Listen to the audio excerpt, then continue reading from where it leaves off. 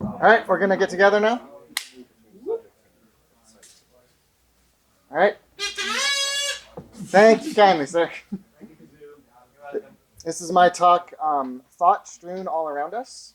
And to begin, I want to frame with a quote from Wittgenstein's Philosophical Investigations, Prop 127.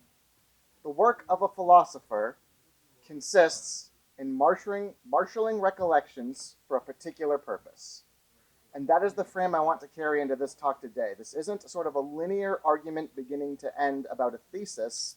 This is about getting together some metaphors, some of which I've used in previous writings, some I haven't, for a particular purpose, which is to sort of induce onto you a sort of vibe, and avoiding sort of a rigid, nounified classification scream about the vibe, and just getting you to see this way. And the way I want you to see is to think of knowledge as something like a library, an index card, right? That's got like the shelf that the book is on, maybe the content of the book, what it's about, but it's not the book. And that the environment all around us is carrying the equivalent of the text of the book forward through time.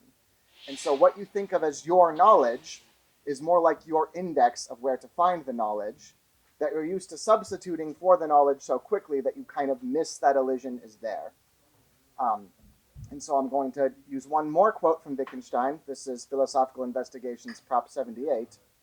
Compare knowing and saying how many meters high Mont Blanc is, how the word game is used, and how a clarinet sounds. Someone who is surprised that one can know something and not be able to say it is perhaps thinking of a case like the first, but certainly not of one like the third. And that is what we're going to talk about today, the knowing how a clarinet sounds. So we're going to start with the world of whistling. Show of hands, who here is able to whistle? Who here is comfortable whistling right now for the crowd? Thank you very much.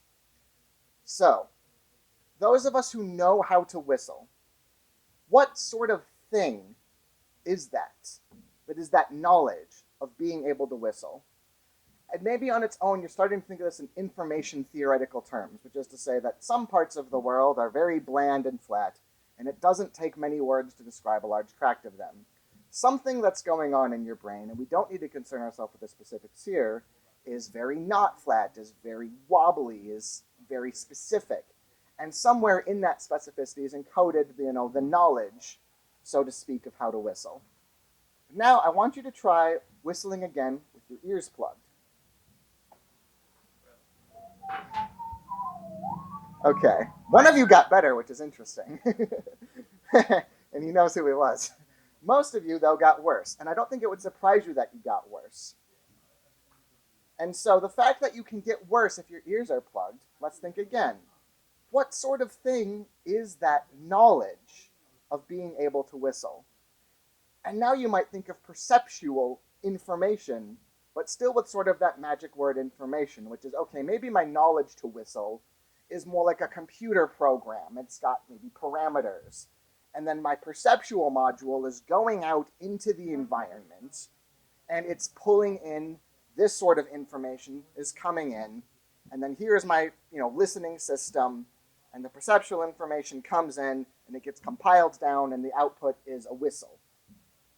You may notice that I'm doing weird things with my hands, and I don't have a diagram up on the screen. That's because I don't think this is the right way to think, and I don't want to make it easy to think this way. I want it to be hard to think this way. And the reason is that perceptual information, I think calling it information is sort of doing a disservice because it is sort of, listening is a spot that we feel like we are on more solid ground, that we have a sense of where the variations are. But an interesting thing happens if you go into Google and you type, why can't I whistle anymore? Okay? If you go and Google, why can't I whistle anymore? You get some things that are like, have you tried licking your lips? Have you tried listening carefully? The sort of things. But what's interesting is what comes right up front, what the people are looking for, which is, have you had dental work done? Have you been to the orthodontist? Because maybe your mouth was in a shape that permitted whistling. You've had some dental work done, and now you can't whistle anymore. And so, imagine you're one of these people. you liked to go around, you liked to go whistle, you went to the dentist. Your mouth isn't the kind of mouth that whistles anymore. Now, for the third time, I'm going to ask you, what sort of thing is that knowledge of how to whistle? Now for you. And you could kind of try to keep patching the ship and say, well, there were sort of the parameters going into the program, but there's also the binding meta parameters about when it is, and now this is like an orphan procedure that the call stack doesn't reach, and da-da-da, and so and so. But I think that a much easier way to think about it is that what whistling is, it's an understanding about a particular sort of environment that you can reach. It's a sort of idea of this environmental space. And that at some point, as your body went forward through time, it happened to produce some lips that were capable of whistling. Then some other things have happened, and now it can't. But that your lips are doing some of the thinking about how to whistle. And you can tell that your lips are doing some of the thinking because if your lips change too much, you can't whistle anymore. And when you start thinking about this way, you realize that there's sort of infinite caveats, right? That you can't know everything that you're happening to hold constant for whistling to be able to work, or any other thing. And that's sort of the first key to my argument that I just want to let sit for a minute, is that what you're looking for are things that vary and things that don't, but there's infinite things that could vary. So you're sort of never going to get there by enumerating a list of what can and can't vary. And so what you need, and what life has indeed evolved to produce, is some sort of strategy about how to negotiate this space. And so as an example, if you imagine you can't whistle anymore, and you're really bummed, and you're walking on the street, and then some little Dickensian street urchin comes and doffs his little cap and like, it's okay, Guff, you never forget how to whistle once you learn, because Dickensian street urchins can't afford dental care. Okay? And so the Dickensian street urchin's knowledge of how to whistle, and your knowledge of how to whistle, you can see that it really does happen to be invariant for the Dickensian street urchin in a way it's not invariant for you. And so what we need here is a strategy about how we think about invariances. And when we're thinking about invariances, we're thinking about environments, okay? So another metaphor for what we might think of knowledge is if you have a guitar teacher and you're trying to learn a song, and they put pieces of tape on the frets telling you where to leave your fingers, right? That's a guitar that's been tuned. That's a room that guitar's been tuned in. That's a song that sort of, you get close enough, it's good enough, it's recognizable as the song. And so those stickers certainly aren't nothing. They're a kind of knowledge, but they're a very contextual kind of knowledge. And I want you to start thinking that all knowledge is sort of contextual on this gradient of invariance, and that negotiating that gradient is just not something we're very good at. We kind of really like the idea of a fact, and because some things ground out in very profound invariances, and let's say photons as an example, okay? One photon you really can just treat the same as any other photon. And we know this because we can tell through evolution that photocells have been around for billions and billions of years. So photocells must just have been working right that. We see a lot of photocells coming in. We make predictions about photons, and they're validated all of the time. And so I'm not trying to tell you that sort of everything is unknowable, right? If you kind of just treat a photon as a photon, that works. And if you treat a whistle as a whistle, it really doesn't. And so how do you distinguish between photons and whistles? And another thing, something I missed in my outline before, is that another important thing when you're thinking about photocells is that photocells are reflexive, right? You don't sort of think about, am I going to interpret the light in this way or not? It just happens. And so the more invariant something is, the more that we tend to not even think of it as knowledge at all. And so it's worth knowing that with knowing how to whistle, which some people know and some people don't, and is much more contextual in these conditions, the very fact that we've parceled out as something that one might know automatically puts it on the more dependent scale of the environment than something like seeing, where nobody says, how did you interpret that photon? Because I kind of thought it might be red. And so not only am I saying that we need to be on the watch for certain kind of knowledge. I'm saying that it tends to be the more interesting kind of knowledge that are more susceptible to this problem, because the more that something is sort of fixed in the environment, the more that you really can treat one X just the same as another X, the more that you tend to do so automatically. And so now I want to kind of switch a bit, and I want to talk about ocean waves. Because with whistling, like I said, the problem is that there's sort of infinite things that could influence it. And this is true, but we're going to simplify the problem of it by looking at just one artifact of the ocean, which is wave size. Okay? The size of ocean waves are very important. Lots of commercial things are at stake. This is a problem that people are thinking really hard about and really need correct answers for. And there's also a thing called rogue waves.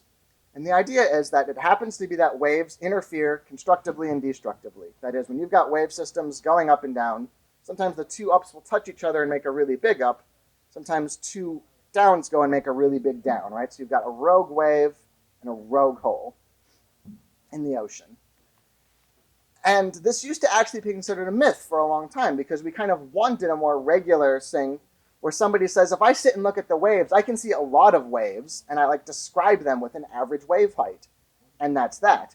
And then some sailors would say, yeah, but sometimes, you scurvy dog, you see waves 3 times the size of the average wave height. And they're like, go to bed, Grandpa, you know? And, you know, it was kind of treated as a fishtail until the Drop No Oil platform clocked a rogue wave 30 feet up and was like, oh, the other waves weren't 30 feet up. And it turns out that this is just an implication of a chaotic system like ocean waves. That sometimes you can get one big, and in fact, it's sort of a power law distribution where you can sort of imagine, well, what happens if 2 rogue waves collide? Do you make a rogy-rogy wave? And the short answer is that yes, you basically do. But of course, the way the power laws go, the rarity of a rogue wave, you have to kind of square that to get the rarity of a rogy-rogy wave. That's not what they're called. They're not that frequent. But that's the idea, okay? So let's imagine you're trying to predict the rogue waves, which are of vital importance. Well, what we have now is we have wave forecasts that are accurate to, I saw a few different sources. Trying to give an authoritative source on this would disprove the entire ethos of my talk. So I'm not going to. Let's say about 10 days, okay? About 10 days out, you can predict how chaotic the waves are going to be. From how chaotic the waves are going to be, you can get a rough sense of the chance of a rogue wave through some equations. This is a rational enterprise. It's a useful rational enterprise. You don't predict where the rogue waves are, okay? We don't know where one's going to go. The construction and destruction. And if you wanted to get there, you might think, well, I'll just simulate the whole ocean. But you can see that sort of the more you care about not just the average wave height, but the specific location of a given rogue wave, given that waves will knock off of any individual jet or ship or buoy, then your data set needs to be more and more and more detailed. And eventually, your hard drive needs to be so big and so wet that it's got to be the ocean. There's nothing else that stores the data with the fidelity you need. And that's why, you know, if you're going to Mars, you don't sit and type in the plan and go to Mars. You go set a rough plan and constantly course correct to see how you've gone. If you want to predict the ocean waves, you've got to do it over time because you don't have the data fidelity. But now I want to ask you, what do we do today if we want to predict ocean waves 20 days from now? Well, the answer is that you take the data set of the ocean, you run it in the ocean for 10 days, and that's the output that you feed to your prediction program. And so this relationship between data fidelity and environmental compute is that the data has these fidelities that are sort of infinity. As you zoom in more and more, you start needing to know about each individual buoy, each individual ship, each individual outcrop to be able to predict the waves. But once you add the dimension of time, then sort of the arbitrary fidelity of the environment becomes arbitrary compute. Because the way that you figure out how all of these things are going to be intermeshed over time is to wait, and let time run them in the environment. And so this is the relationship that I want you to think about the environment as being, right? Is it's not just sort of, we're going to get our progressively deeper and deeper magnifying glasses. It's that over time, all of these relationships, the way that their output is stored by the fact that we can just continue to keep looking at it. And so the environment is the compute, which is why I say in a real sense that the environment is the knowledge. Because when we say we understand that we can predict waves for 10 days, that's because 20 days ago we let the ocean run the ocean for 10 days. And so all of our knowledge, because we are beings in a finite point in time, and we're making predictable artifacts to be used as a point in time, we think about things in a thin slice. But it's only possible because we look at the output of how things have always run arbitrarily far in the past. And so when you're trying to have knowledge, the knowledge you need is how much do I care about what's happened in the past. And you can't give definitive answers about this without looking at the present. And to look at the present is to accept the bountiful gift of the environment running its own correlations for arbitrary amounts of time. And so, who here has read Nick Bostrom's Superintelligence? I'm very sorry to hear that. Okay, excellent. And so, Nick Bostrom's Superintelligence is sort of arguing about the fear of an arbitrarily powerful AI. That is, it's going to produce, as an artifact, sort of arbitrarily powerful knowledge in its database. And when Nick Bostrom is trying to think of the limit case of like what's the longest it could take to make AI, he argues in emulated brains, which is to say that our neurons are information, okay? And you can scan that information into a computer. And if you sort of scanned it at the neuron level, boop, boop, boop, boop, boop, it's a number that's very, very big, but it's not unthinkably big. It's the kind of thing you can't put in a computer today, but it's the kind of thing you might reasonably expect to put into a computer tomorrow. And so Nick Bostrom says, well, if nothing else, once we have one of those, we can start doing computery stuff to it and iterating and self-checking in the way that computers are great at, and that's going to become super intelligent. But here's my question for you all. Is that emulated brain going to be able to whistle? By building the whistle robot that it's attached to, exactly. And so now, will that whistle robot have orthodontic system? Well, that's very important, because we know that some lips work, and some lips don't. And that the act of producing lips that work is an interplay between our genome running in our environment and accepting certain food, and accepting certain orthodontic work, and maybe getting the front teeth knocked out by a baseball and maybe not.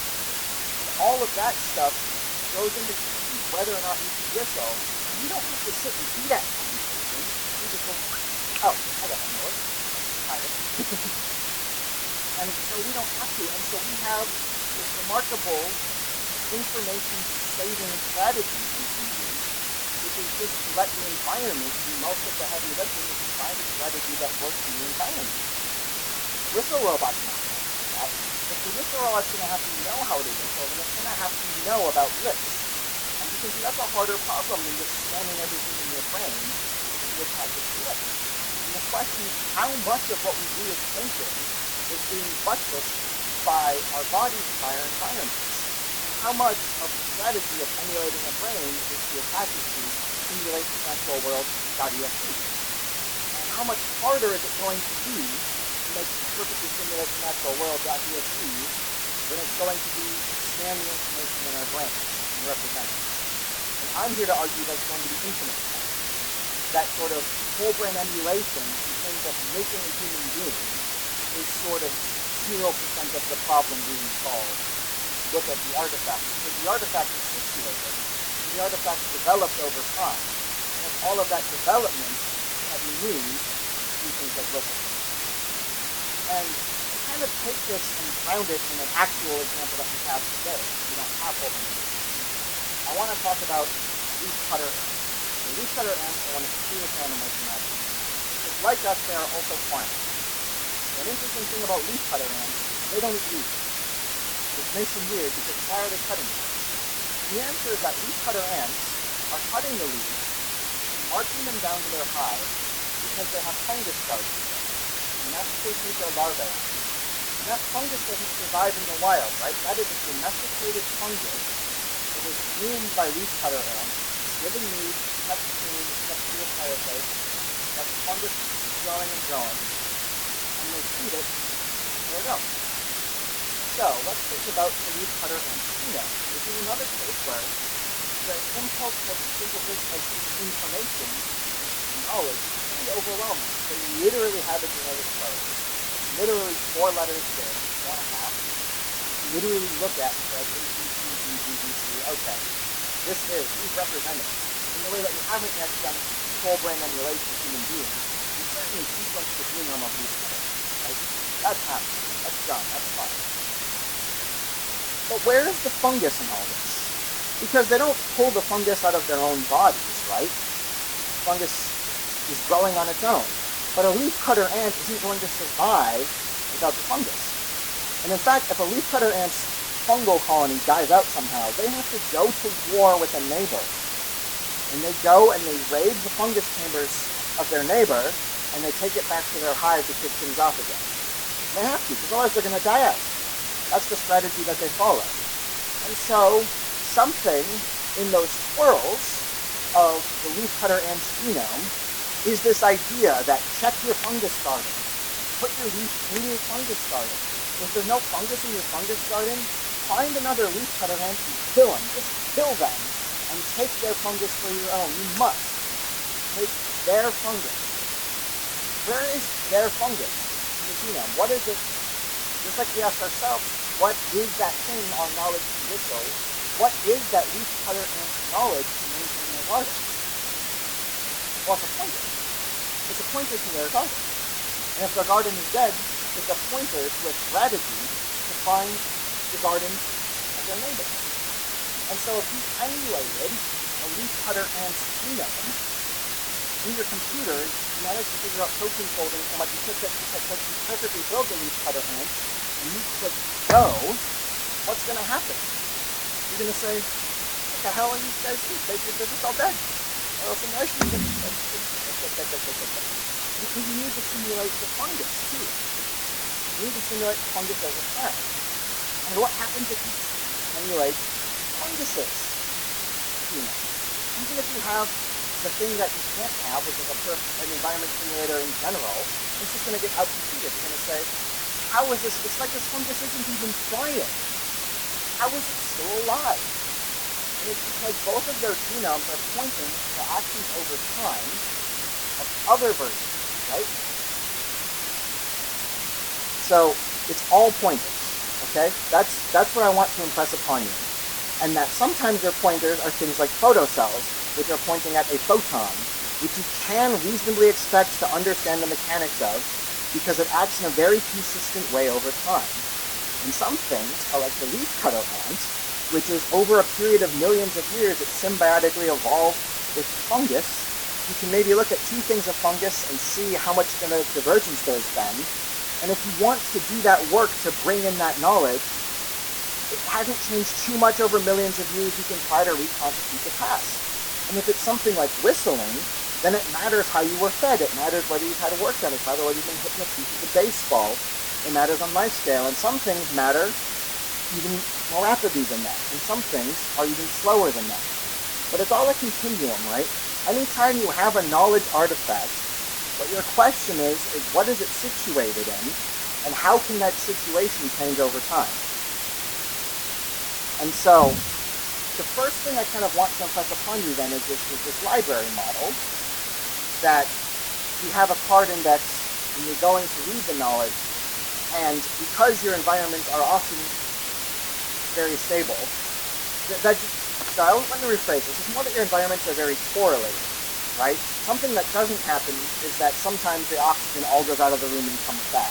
We don't all sometimes fly up and fly down. Lots of things stay very similar over time, and I'm not contesting that. And that point is when something is relying on those, you don't get orthodontic work done every single day of your life. You don't get orthodontic work done randomly. So when you say, I know how to whistle, you can usually whistle tomorrow, and that's good enough. But because that's often good enough, we sort of discount how important this lookup process is into what we call knowledge, right? We're so good at talking to our environment that we kind of forget we're doing it. And I just want to impress upon you that what you're doing is getting these very, very big library reading lists and reading the books very quickly But if the books were gone tomorrow, you wouldn't have something. In the same way that something could happen and you suddenly can't whistle, and then you're going to Google it, and then you're going to learn this distinction that wasn't relevant to you as it became to research since you only recently hit a windfall, but was relevant to other people previously. So, okay, one more example. Let's say it's a very, very cold day, and you're wearing a winter coat. Now, from an informational perspective, cold is sort of, things are very similar, right? The world is kind of trying to take your togetherness, your local interestingness, and disperse it. Because it's like, that's what cold is, thermodynamically speaking, right? It's sort of a lack of information that wants to tear your information apart and spread it around more evenly. And that's less likely to happen if your coat is zipped up than if your coat is open. So when you think about that from perspective, your coat is sort of meaningful, right? On a universal scale, your coat is meaningful because your information is able to go into the future more smoothly with the coat, whereas if it's not, it might get sort of run ragged. Frostbite might take some of your skin and say, like, all this interesting skin stuff is doing, no, it's just dead tissue now because I wanted that information for myself, and I took it. But let's say the zipper on your coat is really fiddly. Okay, it's really hard to do there. It's some weird contraption and it's kind of half rusty. But it's your coat. So you don't care that nobody else in the world knows how to zip up this coat. Because you're like, well, yeah, you just got to do me. And it's fine. So if you think about this, now if we're imagining all environmental knowledge being a library, I want you to imagine the back room. Ooh, the back room's a mess. Stuff is just flying about every which way. In fact, infinite stuff is flying about every which way. Because sort of the nature of all infinities being correlated, which is to say sort of every single trait that something could have, may or may not be linked to another trait that something could have, the back room is much bigger than the front room, and nobody knows how to get there. This is all of the information that just sort of churns. The rock falls, and it hits another rock in such and such a way, and the rocks happen to know, but nobody knows that it's happened. But your coat, that's equivalent to you going in the back room and writing an index card yourself. And the positive side of this meeting, this analogy of mine is kind of down on a lot of eternalistic knowledge as a whole, right? Because my point is sort of all knowledge is conditioned on its terms of invariance. And the fact that this is such a weird kind of wibbly talk for me is because we don't have great languages for, levels of invariance. But the positive side of this is that you make meaning yourself in a very real, and I would argue thermodynamically rigorous way. Which is to say, if you can zip up your coat and nobody else can, and your coat does indeed take this structured information of how you whistle, if you happen to whistle and haven't had work done, and your favorite foods, and how to flip a coin, and everything else you know, and sends it forward in time more easily, then you have made that coat meaningful from your knowledge of the zipper. And you can see your knowledge, it's an index card, it's not a book. If the zipper breaks, if the zipper rusts too much, if the coat is destroyed, that's not going to mean anything anymore. Just like your knowledge of whistling didn't mean anything once your mouth changed. But it also meant that you, in this moment in time, you are creating the meaning by going to the back room and cataloging something and saying, for these terms, for these hands I have now, which have developed through processes I can never hope to fully understand, but I've let the environment run them for me and get me to this moment in time. And in this moment in time, I'm able to zip up my coat. And so please take this out of the back room and put it on the shelf because I know where to find it again when I need it. Thank you. Yes. I just wanted to say that most languages have two words for knowing. One for book learning knowledge and one for the kind of thing that's like a person that's one of the convey. Mm-hmm. So I just want to say that this concept, this talk would be much less useful to have in most other languages. Yes. So repeating for the microphone, that many languages make a distinction between knowledge, which is sort of the book learning, the eternalistic things that we're talking about, and sort of this practical skill, and that in one of those languages, this talk would be a lot different because the distinction would kind of be pre-made for us, which I think is definitely a great point. something I want to push back on a little is the point that I'm making is that when something enters the sphere of verified book knowledge, that usually doesn't mean it's because it's invariant over all the things we could possibly care about. In the same way that a YouTube video doesn't ask you if you've had work before teaching you how to whistle.